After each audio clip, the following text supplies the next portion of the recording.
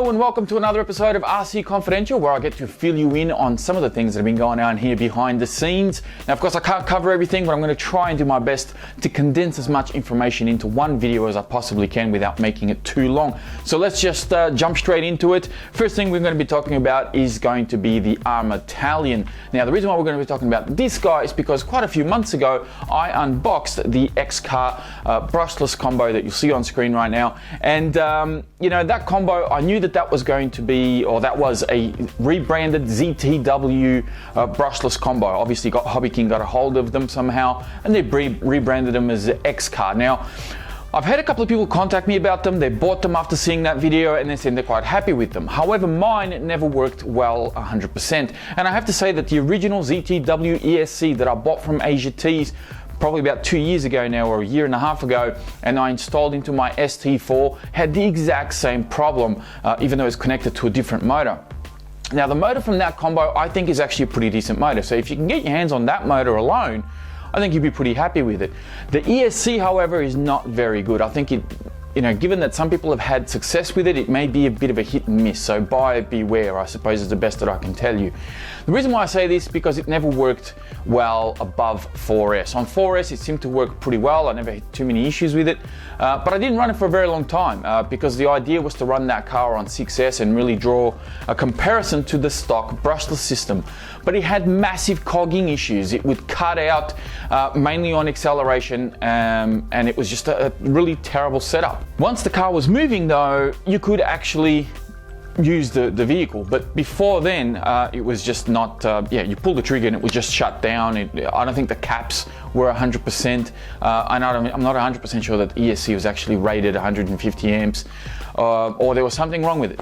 Either way, I ended up sending that combo back to Hobbyking because they did send me that for review, and at the end I told them, look, you know, either send me another one or we'll just scrap the whole thing because the combo just doesn't work well. So that was the end of that. Now, in the Italian, I have a different combo that I've been extremely happy with, and this is the RC Gear Shop combo, which is running 120 amp ESC, and it's running, I think it's a 2150 kV brushless motor. It's a 4074. Now, the downside with this combo is that it's 4S only, but let me tell you, you don't need to go 6S with this brushless combo. I think I'm running I think it's either a 15 or 16 tooth in there, I can't quite remember, and there's nothing written on the pinion that I can see, but it looks about that size. I've ran this car against some of my other friends that are running 6S systems, and the Italian, my truck here was actually keeping up with them, and in some cases I was actually beating them. So this is an excellent combo, RC Gear Shop. Check it out at Tail Hobbies.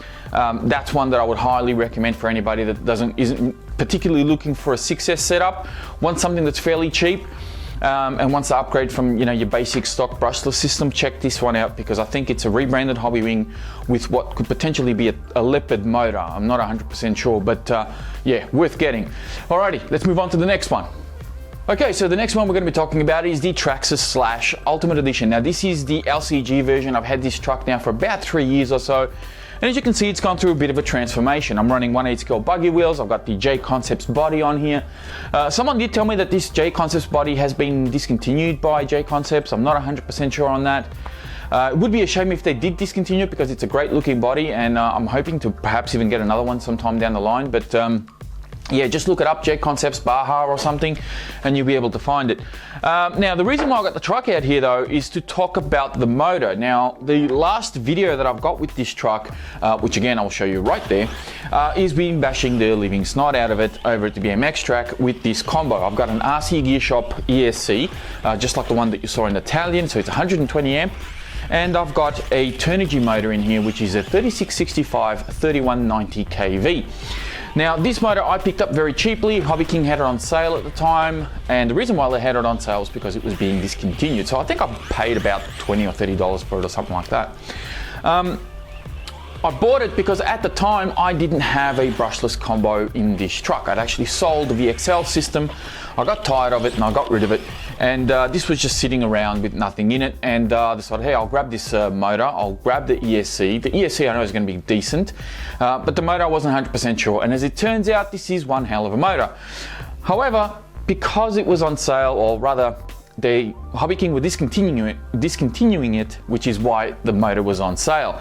And since then, a lot of people have sort of been looking for it and haven't been able to find it. So what has actually happened is Hobbyking have actually re-released it. They've re-released it under the XK brand, I think it is. It now comes looking like this. Now, this is not the right one. This is a 2300 kV, but it's the same size, 3665. So it now looks like this. It's a little bit fancier, a little bit flashier, but I think it's the exact same motor. So if you do find it on the Hobbyking website, look for the XK brand of motors. They're purple like this, and you'll be able to dig up the 3190 kV, 3665 can size, and if you want to throw that in your Slash, your Stampede, whatever it is you want to use it for, it should be available. At least at the time of this video, I know that it's in stock. So good luck. I hope it works out well for you. Okay, so the next one we're going to be talking about, as you can see, is the Losi 8T. Now, this is a gas-powered, two-stroke, four-wheel drive Truggy. A lot of people seem to be mistaken this thing for nitro still. I still get comments on my videos saying this is why I don't buy nitro, and I'm not entirely sure if they mean like because it's loud and all this, that's why they don't buy nitro, or they're referring to this car as a nitro, which is why they don't. So I'm not entirely sure what the consensus is there, but it's not a nitro car. I think I've made that pretty clear. So the last video of this guy, which again you will see right there, is of me kind of doing a speed run. Now, what had happened, this was on a Saturday. Paul had come over my house. He started working on the car. He installed two new servos, which are the GoTech servos. I'll put a code or something or model number up on screen so you guys can look them up. They're a digital servo, high voltage, which is ideal for this type of vehicle. We got the car running, and I said, look, I'm going to be uploading RC Speed Week. Why don't we try and get a bit of a speed run out of it and just see what it can do. We ran a full tank through the car before turning on the cameras over where we did our speed runs, and the car was warmed up and it was sort of tuned as best as we could do it. And we did the 3 passes. Now, the car isn't very fast. It does, I think, about 60 k's, somewhere around there. So not very quick. You know, a lot of people were kind of commenting saying, you know, why don't you convert it to electric? To answer the question as to whether or not I'm actually going to be converting it to electric, it's still a maybe. What had happened was, after we did the speed run, I thought, okay, the car's running. So the next day I went to the BMX track and I actually wanted to do a bash video with it, and I tried to start it. I've had a few people saying that these motors are no good. I actually think the motor is actually pretty decent. It's just that the everything else around the motor is letting it down. So I'm having issues keeping the thing bound to my radio. I had range issues when I was doing the speed test, and a lot of that I think is contributed to the CDI box, which is this silver thing. Oh God, this thing's heavy. Which is this silver thing over here. And I've actually got a new one on the way. On Sunday, when this thing just wouldn't, it would just unbind as soon as I started it, I came this close to just either burning it or going out and getting that conversion kit to put it into electric. But I calmed down, I took a deep breath, and I decided to get another CDI box. I went out to Dollar Hobbies, I ordered one, and I also ordered a new spark plug as well. And spark plug's already here. I'm still waiting for the CDI box. And hopefully when that comes in, I'm going to try and fix it again, and we'll see if we can actually get a decent running video out of this thing whilst it still has this engine in it. I know Reed from Urban RCLA did the kind of mod running 2 batteries, which we sort of did the same thing, but we hadn't moved the CDI box out of the way. So I'm going to try and copy what he did and see if I can get this thing going and hopefully get a running video out to you. But that is pretty much what's going on with this guy. Haven't quite given up on it yet, but I'm very, very close, let me tell you. All right, so let's move on to the next one. Okay, the Hobbyking Desert Fox. Now, last video I have of this guy was actually the speed run, but I actually did the 3S bash video. That was the last video that I did with it, but I kind of uploaded those videos out of order because RC Speed Week was done afterwards. Now, when I ran this car on 3S, I blew the ESC. And I need to sort of explain exactly what happened as to why I ran it on 3S and why I actually put a few disclaimers up on those videos where I, ran the car on 3S. Here's the thing. When this car was released, Hobbyking did a product video for it, like a daily they call it, and the guy on there was saying that this was capable of running 3S. Now I found that a little bit odd because I believe that this is running the exact same running system, or power system rather, that's found in the Vandal XL, and that one was only rated to 2S only. So when they said that this was capable of 3S, I figured, well, maybe they did some software update on the ESC, maybe it's a slightly different version of the same ESC, I don't know. Let's give it a try. And it did work on 3S, but unfortunately it didn't work very well. Well, it didn't work for very long, I should say. And eventually the caps on the ESC gave out and the whole thing sort of burnt up. So that's why I put those disclaimers in the video. Now, since then, Hobbyking have updated the product description. You now have to change motors or gearing or something, and then you can actually run it on 3S. So that's why I did all those disclaimers and all that sort of stuff on those videos. Now, of course, I've still got a burnt ESC out in this thing. I'm hoping that I can get a new combo for it. I'm going to get something from Hobbyking eventually. I want to sort of keep it in the family with this one. Yeah, I don't know if I'll get it just another ESC, replace the existing one and be done with it and do a review, and that'll be that, or if I should actually go and get a fresh new combo. Because when the ESC blew, I actually contacted Hobbyking about it and said, listen, you know, your video says that it runs on 3S. I ran mine on 3S and this is what happened. And sure enough, I think a day or two later, they pulled the video down, they re-uploaded it, and they took out the whole runs on 3S section of that video, which I thought was pretty cool, because I didn't know I had that sort of influence. But yeah, that's essentially what happened. And the car sits here unable to be run because it is a decent car. I mean, the shocks are not great, but the tires are okay, and it took one hell of a beating with the exception of the rear spoiler breaking off. The car's actually pretty tough, and it runs pretty decently. It's just I don't think the power system is all that great in it. It could really use with a much better unit, but you know, the car's worth less than $200, I think, so it is what it is. Let's move on to the next one. Alrighty, so the next one we're going to be talking about is my Efore DMF, which is a Team Magic drift car. I recently unboxed this guy. I have used it. I went out to a place about half hour, 40 minutes away from here. They've got a drift, it's a hobby shop, Western Hobbies I think it's called, and they have an actual drift track in the back, which was really cool. So I managed to get some driving footage of this guy. I'm still in the middle of editing that video, and I'm going to do it a little bit differently from my other driving videos, because it's just a different type of thing. I'm hoping you guys like it. Let me know if you like it once I get it done and uploaded, so just keep an eye out for it. I'm still kind of doing it. But you will see some running footage of this guy very soon. As you can see, I got different wheels on it now. I actually went a little crazy and bought these guys off eBay, but they're actually not the wheels that I ordered. They sent me the wrong ones. I contacted the seller, and now they're going to send me the right ones. So I'm actually getting 2 sets of rims for the price of 1. So not bad. I'm pretty happy with that. I've also got some LEDs installed in this guy, and I'm going to be doing a RC hot tip on how to get or how to set up wireless LEDs. That's going to be the title of the video, wireless LEDs. So I think it's going to be interesting. I got the idea from kind of I was looking for magnetic body posts, because eventually I'm going to change out the body, and I don't want the body posts sticking out. So I have seen somewhere magnetic body posts. Eventually I tracked them down, but whilst I was doing my internet research and Googling and doing all this stuff, I came across a website that had this kind of really interesting setup where as you put the body on, the lights, the LEDs, you know, everything works. And yeah, I'm going to be showing you how I did it. I took the idea from them, I kind of evolved it into my own thing. I'm not using magnets this time, so yeah, it'll be interesting. I think you guys might enjoy it, so keep an eye out for that. All right, so that's pretty much it for now. I am going to now grab my phone, and I'm going to be showing you or answering some of your questions. We're going to be talking about the most recent video that I uploaded, which was about RC connectors and why I kind of went for the XT150s versus everything else out there. So there's been quite a number of comments pop up since that video went up. It's been a couple of days now, and I'm going to run through some of those comments. I have answered some of those you know, via YouTube, but I'm going to answer some of the other ones right here and now. So let's go do that.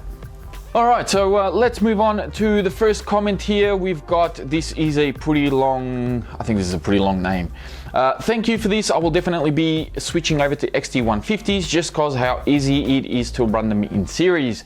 Yes, they are very easy to run them in series. One of the things that I demonstrated in that video was that you don't need those Y connectors, you don't need any extensions, and you can run 2 batteries in series very, very easily.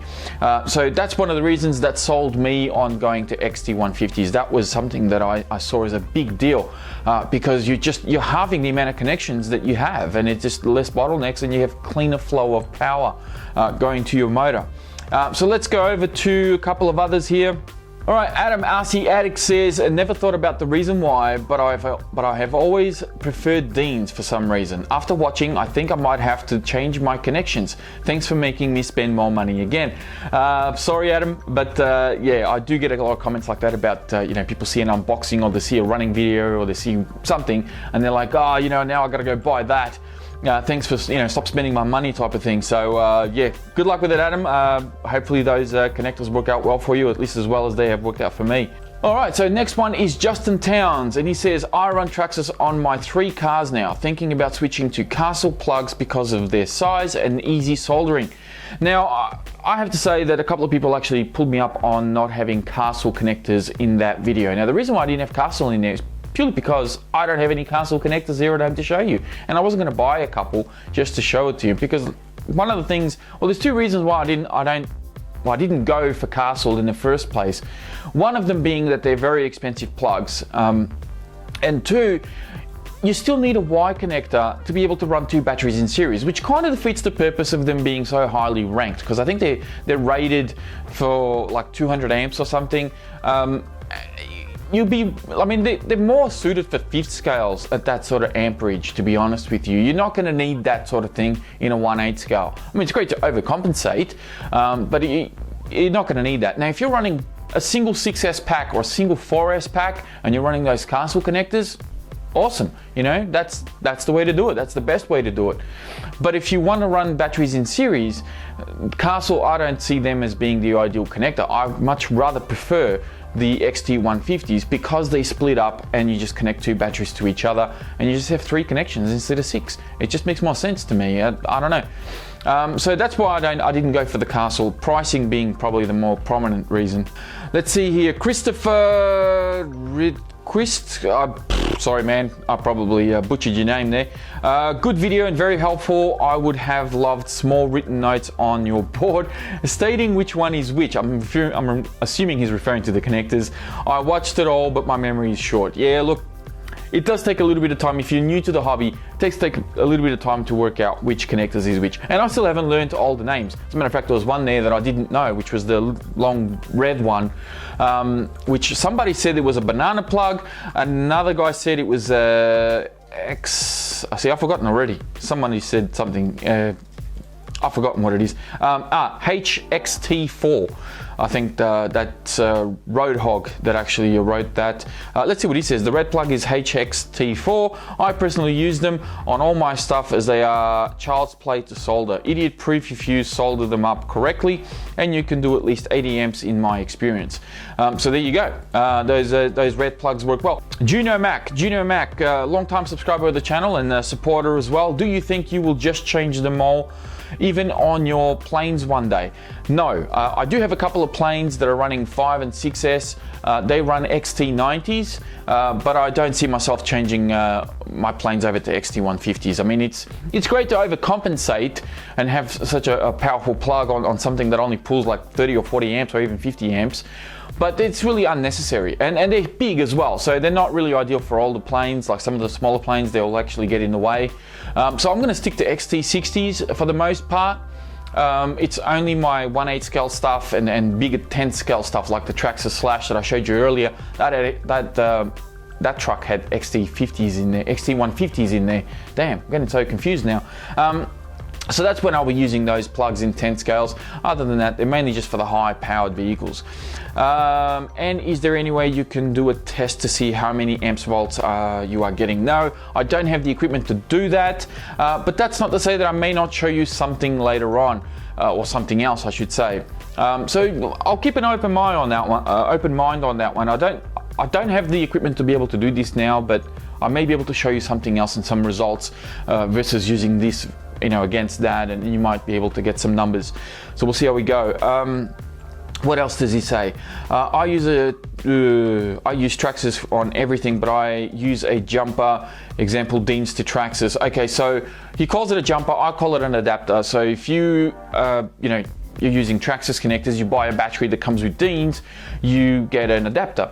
Now that's a great temporary solution, but don't make that something permanent. I find that using those connectors, again, it just creates more bottlenecks in your circuit, and you don't really want that. You want clean flowing power from your motor, or rather from your battery to your motor, and you want everything to be as neat as possible, because the more connections you have, the longer your cabling, the more restrictions, the more resistance you have, and it's just, you know, you risk heating up your battery, you risk heating up your ESC, and at the end of the day, you're not going to get as long a run times, you're not going to get as much power out of your RC, and that's something that I'll be just, you know, showing you results of some tests that I've already done, but I'll show you that later on down the line. So we'll keep moving, because Mack actually wrote a bit of an essay in this. Phil Hackett says, fantastic informative video, Vass. Yes, thank you very much, Phil. He did spell my name correctly. I do want to point something out. A few people have actually spelled my name wrong. I even saw one guy here spell my name Voss, like V-O-S-S. So let's make something perfectly clear. It is, I'm going to start on this side here, V-A-S, Vass. That is how you spell my name. Not with a Z, not with any of those fancy letters. Who else have we got here? Dustin Amaral, sorry man, butchered your last name. I went away from Deans a long time ago. Angled bullets are the way I go in my race rigs, 4mm or 5mm, whatever floats your boat. Exactly, Dustin, that is the way that's the sort of right attitude to have. It's whatever floats your boat. The whole idea of this video was not so much to get everybody to switch over to XT150s. That's not the aim of the game. It was to really give you guys something to think about, you know, can you make your current system more efficient just by simply swapping out your plugs or connectors? And that was the whole idea. Now, some people are quite happy to stick with Traxxas. Some people obviously stay with Castle because of the name brand and because they're easy to solder or whatever the reasons may be. You know, that's entirely up to you. You'll get no argument from me, but as long as you know exactly why you're sticking to those connectors, why are you sticking to those connectors, and you know, if you want to get more performance out of your RC, at least you have some information now to go, okay, well, yeah, I can just swap them out, create less resistance, clean up my circuit, which is from your battery to your motor, and get a little bit better performance if I choose to do so. But at the end of the day, you know, if you want to continue using Deans, XT60s, those big red banana plugs, you want to use Castle, that's your call. That's entirely up to you. RC Revealed says, excellent video, Vass. Those XT150s seem to be a very good connector. You got me thinking about switching all my vehicles to that connector. Thumbs up. Excellent. My job here is done. I think I'm going to leave it here. Ultima Traxxas Man also says great tips in this new video series. I like my Traxxas connectors. There you go, there's another guy. So, you know, he likes the tips, he likes the videos, but he's going to stick to his Traxxas connectors. Nothing wrong with that. Who else have we got? We've got an interesting one here. BWX XT60s rock. Unless you're running a ton of amps, I think XT60s can actually handle more than 60 amps easily. I do like those XT150s though. Brain went to sleep just temporarily there and I forgot how to read. So yeah, look, I'll have to agree, BWX, whoever you are, that XT60s are actually an excellent connector. I'm going to leave it here because there's actually quite a lot of comments on there. The video's now got about 2,500 views, over 220 likes, and I don't know how many dislikes. So XT60s, great connector, which is why I'm sticking with them with my 10 scales and my aeroplanes. XT90s, I'm using them more in the higher end of my aeroplanes, so 5S, 6S, that's where they'll go. XT150s, anything that's high powered that I can sort of see is pulling more than 100 amps, that's where I go for the XT150s. That is it for RC Confidential. I know this video has probably been a little bit too long, and it has been too long since I uploaded the last one, which was around Christmas time, where I did a great tour of the studio. Of course, I will do another one later on this year, come around Christmas time, so keep an eye out for that. But we're still quite a number of months away. But that is it for now. If you have any questions, leave them in the comments section down below. Don't forget to check out the video description. I'll put links in there to some of the videos that I showed you and some other stuff.